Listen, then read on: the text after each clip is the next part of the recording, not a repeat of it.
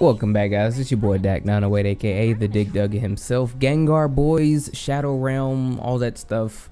Let's get into it. So this is the Let's Play. Alright, the last episode, still part of the Let's Play, didn't really sound too much like a Let's Play. So let me actually tell you about the game itself. Like the story mode to it, the league thing. This is what you're looking at right here. Why am I fighting these people? Alright, what is the big deal? Well, right now I'm in what is known as the Green League tournament. Now the Green League tournament is, you get to this after fighting, I want to say like 10. Yeah, 10. You get to get here once you fight 10 or so people, depending on when you, depending on whether you win or lose. Excuse me. And you fight those 10 people within the standard league ranking, which is what we did in the first two videos. Now, since we leveled up, we did so well in terms of the story. They're like, yo, man, you're really good. Join the tournament so you can like get into the next league. I forget what the Blue League is what it's called. So first you got to go through the tournament, and once you beat the tournament, you get a promotion and you get to level up, and it's a pretty cool system. I'm not gonna lie. Like, truth be told, sounds like a great system in real life. Like, yo, real talk, I would do this in real life. So, for those of you wondering, this game actually has a story mode. I'm not even gonna lie. It's an actual story mode. The lady you're talking all the time, she's your advisor. She helps you throughout the match all the time. You can turn off her hints and whatnot, but truth be told, I'm not gonna lie, sometimes I'll be playing and she'll be like, don't forget you have the support skill. And I'm glad you said that, lady, because I don't be checking for my support gauge. All right, all I'm really checking, because of the way the health is lined up, I only look at the enemy's health when I'm in an animation, like when I use the grab, and it takes like 5 or 10 seconds to actually get back to the actual fighting. I'll look at the opponent's health, but because my health is at the bottom lower screen and I'm on, my character is on the bottom lower half screen most time as well, I can see my own health. But I will say the health is the most important thing to me, and I don't really check out the other gauges, so I listen to her audio cues to let me know what I got, like if I got my support or I got my all my other stuff. So she helps me, I'm not gonna lie, but I will turn her off so that way she's not talking, so that way you guys aren't like, yo, who's this broad making all this noise? But anyway, she's your advisor. She'll help you out throughout the game. She'll talk to you, teach you everything you really need to know, give you tips, and during battle and outside of battle. So I think it's actually a really cool way to actually help people in the game. I mean, because a lot of times a lot of people suffer from kind of what I suffer from. You suffer from like tunnel vision, whereas me, I suffer from it because I'm when you're stuck in the heat of battle and you're just like trying to just play your game, and you lose a bit of awareness around you. What I try to combat that with is muscle memory and knowledge of like how much damage I'm doing or being dealt to, without looking at the health bars and things like that, and going off of time. Since your support skills are actually time based, I'm thinking, okay, it's been about like 30 or 40 seconds, my support skills should be ready really soon or something like that. So once you get that muscle memory in there, she won't be that much of help to you, but still having her telling you stuff is actually pretty cool. So with that being said, let's move over some more into some more of the story stuff. So all these characters that you're actually fighting against, they're actually not very hard, because this is the Green League, and green horns, Green League, people say you're kind of green around the gills. It just means that you're fairly new to the situation, so they're gonna take it easy on you. Now I will say that spoiler alert, because it's gonna happen in this video. I think I'm pretty sure it's gonna happen in this video. I'm not entirely sure if it's gonna happen in this video, but you fight Shadow Mewtwo as part of a story. Huge cutscene and everything. It's actually really nice. Shadow Mewtwo, if you actually play with the character Shadow Mewtwo, your health is only about like 4 and some change, like 480 something or something like that. But this Shadow Mewtwo, its health is like 900 and something, bro. I ain't gonna lie, it got me. I lost to the Shadow Mewtwo. Barely though. I mean, like, it made me so mad that I lost to him, because now I don't have that path in the story. You know what I mean? Like, have you guys ever played a game where this normally happens in RPGs, where winning or losing is optional? But that was a hard whistle. Do you hear that? But winning or losing a certain situation is optional, but you can't lose too early. Like, have you ever been in a game like that where that's actually a thing? Like, one instance I can say this happens in Golden Sun. If you ever just happen to beat these, I forget what it is, you come across the villain, right? It's in the final battle. It's just, you know, a meetup that you had, but you and the rest of your party are actually split up due to, you know, circumstances, and you show up to the fight with only two of your peoples. You normally have 4 characters on your team, but you show up to the fight with, I think, just 2 of your people. And then as turns go on, if you still survive, your teammates actually come up to you and they're like, "Hey, I finally made it," you know, stuff like that. You can lose that fight and the story will be okay, because they'll just say that you're weak or whatever, and then they go on to do whatever they got to do. But if you win that fight, you still lose, but you won it. You know what I mean? Like, well, not, you didn't lose, but the same thing would happen. They would retreat regardless. Kind of the same thing happens here, but I know that the dialogue would have been different. You know, that's kind of what I was going for. Like, I lost, so I got the loser's dialogue and whatnot. But if I would have won, I'd have got the winner's dialogue. I'm pretty sure the result would have been the same. The enemy would have just retreated anyway. But I just really want to see that winner's dialogue. And I mean, I like winning. Everyone likes to win. And it really bugged me. I'm not gonna lie. I was considering like redoing the entire Green League tournament up to that point, so that way I can actually see the cutscene again. I was gonna go on a different profile and play all the way up there just so you guys can see the winning stuff. But at the time the game just came out, and I was just trying to maximize viewer stuff. So I was gonna make as many videos as I can, so that way you guys can see as much of the game as you can, if you're really wanting to see this game. Especially from the Gengar perspective, because I am gonna be maining Gengar, like I said multiple times already. I'm maining Gengar. He's my man. We take people to the Shadow Realm. We're Gengar boys, Gengar gang, whatnots. I think he's just really cool. Great character. Like look at this command grab into the okey doke grab. Like that's a thing that does 123 damage if you can get it, like every time. And it's a great way to mix your opponent up, because the hypnosis, you can do a lot of things out of hypnosis, but that's just one of the cool things you can do from it. And I missed the Shadow Realm, but here we go with the grab, the recovery. Anyway, I'm not commentating the match in terms of what I'm doing. I'm pretty sure you guys can see what I'm doing. But if you want me to, yo, it's a thing. We can totally talk about what I'm talking about, well, what I'm doing on screen, if you are having trouble understanding that.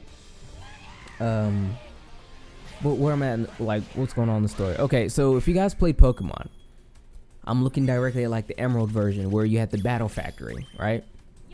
You would go in. If you don't know what the Battle Factory is, I'll explain it to you.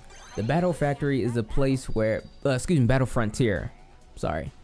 The Battle Frontier is just kind of like, it's almost like the gym leader setup that they had, where you go into a building and there's a bunch of trainers around who are dedicated to the cause of that building, as long as is the leader of that building.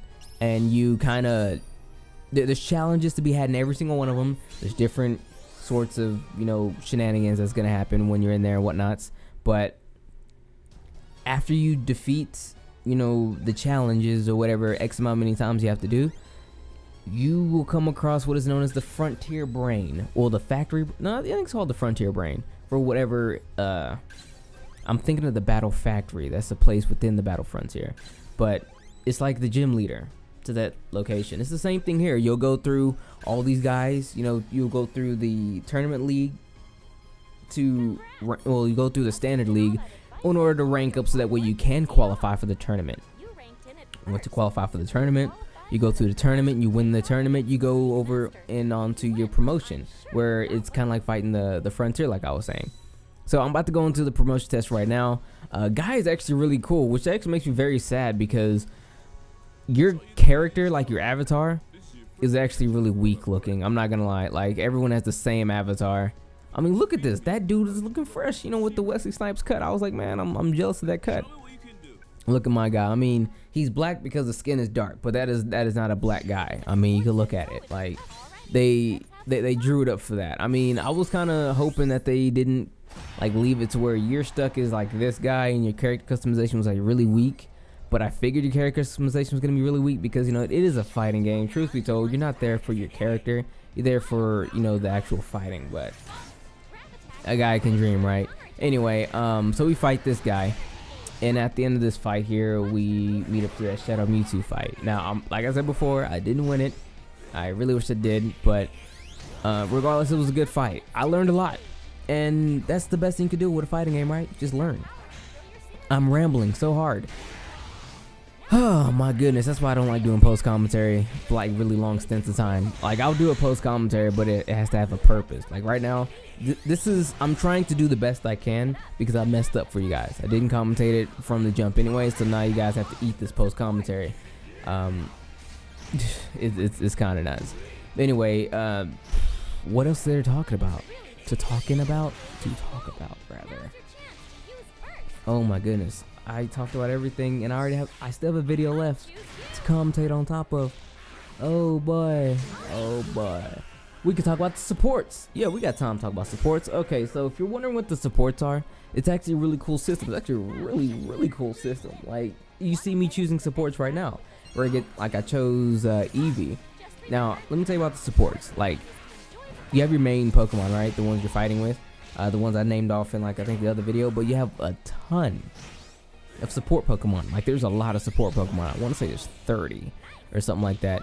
But they come in pairs. They come in pairs, and you get to choose a pair before every match. Now, once you unlock, like, as you progress out the story, you'll unlock more sets of support Pokemon they can actually use. The support Pokemon's main purpose is to, lend support. I mean, that's pretty much it. But it's a really cool thing because it's like calling in an assist. I'm probably gonna lose people with this, but if you played like old school arcade games, like way back in the day, if you was an arcade guy like myself, back in the early 90s, there was this game called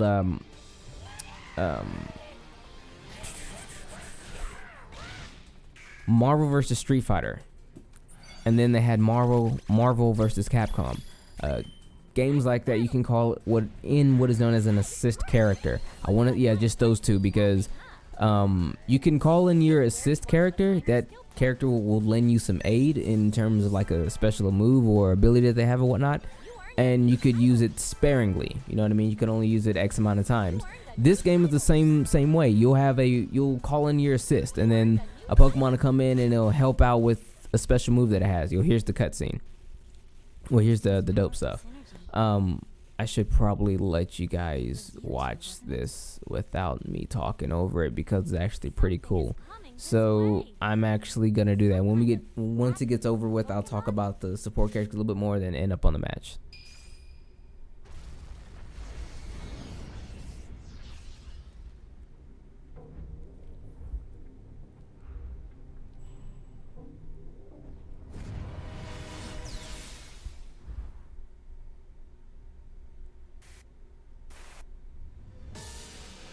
Okay, so there we are, Shadow Mewtwo. We hooked up the whole world, or a portion of the world. Now we gotta fight him. It looks mad cool, I ain't gonna lie. But you can call in a support Pokemon. They can either attack your opponent directly with a special type of move. Like, you have certain moves like Frogadier, whose special ability is Water Pulse. So he'll shoot out a few jets of water at your opponent in 2 bursts. So he'll shoot it out, and then wait like a second, he'll shoot out another burst. It's really good for catching people off guard because, I don't know, like, catch somebody off guard, catch them pressing, like, thinking that it's done, they can get hit with it again. Eevee will actually restore health to you, things like that. A bunch of the support Pokemon have all kinds of different things going for them. Like, support characters that's like Eevee, they'll actually give you an attack or defense buff when you activate their support ability. So it's actually pretty cool. But this fight, I thought I had it. Like, even though I start off really bad, the one thing I was trying to do, if anything mentally, I was trying to level the playing field to where Shadow Mewtwo had the health of a standard, Pokemon. So that way, even though I'm fighting it and like getting like completely wrecked by it, I wanted to get his health close enough to where it perceived to be relatively manageable. You know what I mean? Because if it's like way up in like the 800s, it's kind of discouraging. I'm not gonna lie. So you kind of really want, I wanted to really even the fight, if anything, only visually, so that way I actually had like a chance to fight. I can't believe I didn't. I actually want to see how I lost this from here. I know that wasn't gonna kill, but now I want to know what happened.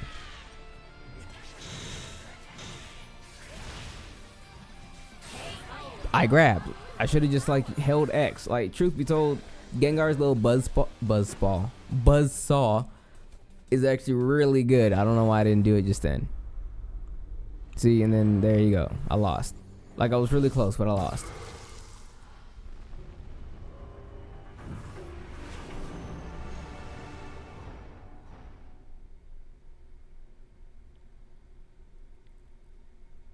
So that's that. Here's my losing. They're gonna give me some losing dialogue, but that's pretty much the overarching like main villain of this game. If you kind of want to know if there was a villain or whatever, but that's kind of how the story's going. Even though this is a fighting game, I could see them. Honestly, not gonna lie, I could see them like fleshing this out into an actual game story. You know, actual Pokemon RPG game story.